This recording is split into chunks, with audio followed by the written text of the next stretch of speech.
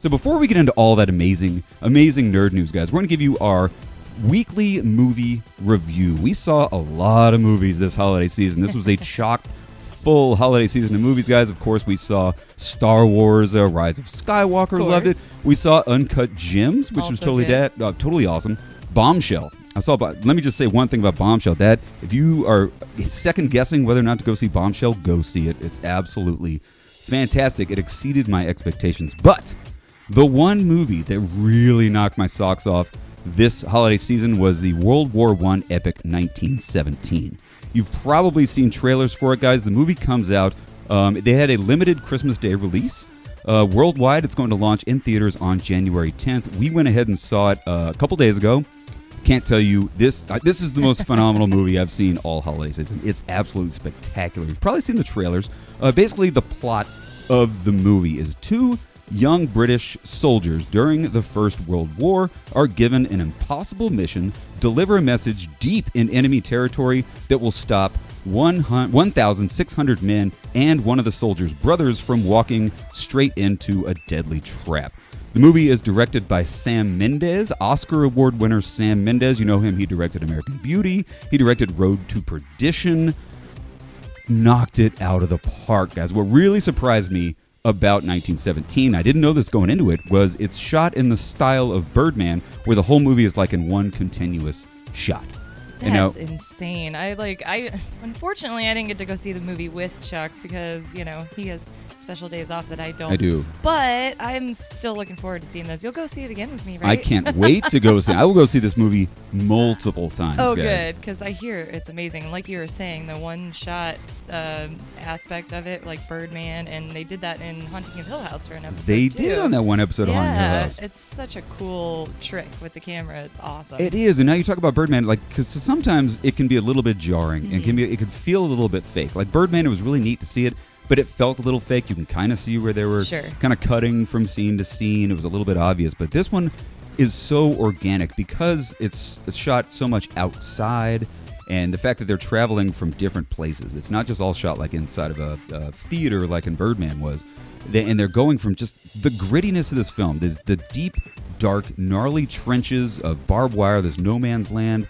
It's very claustrophobic at times. They go down into the trenches in World War I. Let me just say one thing, because I don't want to talk too much. I don't want to give you any spoilers, but there's not enough movies about World War I. Right? World War I is a disgustingly gnarly, violent war. That's a very good point. Like, what other movies are there about World War I, honestly? Wonder Woman, yeah, right? But I mean, yeah, because their weapons were not as good, and right? They didn't have machine guns and stuff. It was right. it was sort of one of the last great trench warfare type films where people lived in these trenches, and it was a battle of inches. Man. One other interesting thing about this is that it's very comparable to, say, Saving Private Ryan, where the small group of people, they have to go across an entire country to deliver a message or save one person. It's similar to that, but World War I, like I said, there were battles of inches. This entire thing, all the stuff that they go through, from where he's given his orders to where they finally meet where they're supposed to meet. I'm not going to give you the spoiler of the ending because it's really, really cool. They only are traversing like a couple of miles. Wow, that's But it's crazy. all on foot, and it's all through barbed wire. It's like they don't go really, really far because they only have like 10 hours to get to where they're going. Oh, my gosh. Oh, God. I can't say enough, guys. Superb acting by Dean Charles Chapman and George McKay. Those are the two guys sent to go deliver the message. I think it's currently sitting at like a 93 from critics on Rotten Tomatoes. Oh, man.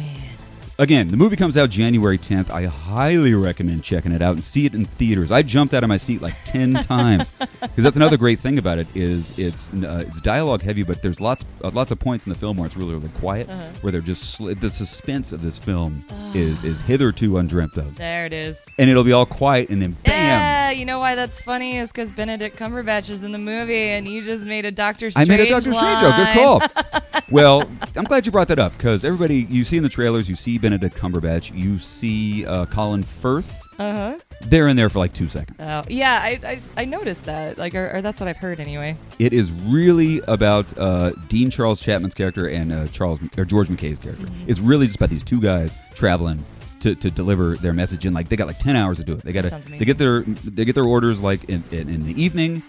and they got to stop this battle at dawn. It's right. so good. That's it. You got to see it again with me. Yeah. Oh, I absolutely will. So, guys, check it out. Have you seen 1917? Let us know in the comment section. What do you think? Are you as impressed with it as I am? Way to go, Sam Mendes, man. Knocked it out of the park. I wouldn't be surprised if he gets yet another Oscar nomination, if not a win, for 1917, guys. So, without further ado, guys, let's go ahead and break down this week's spectacular nerd news. Check it out.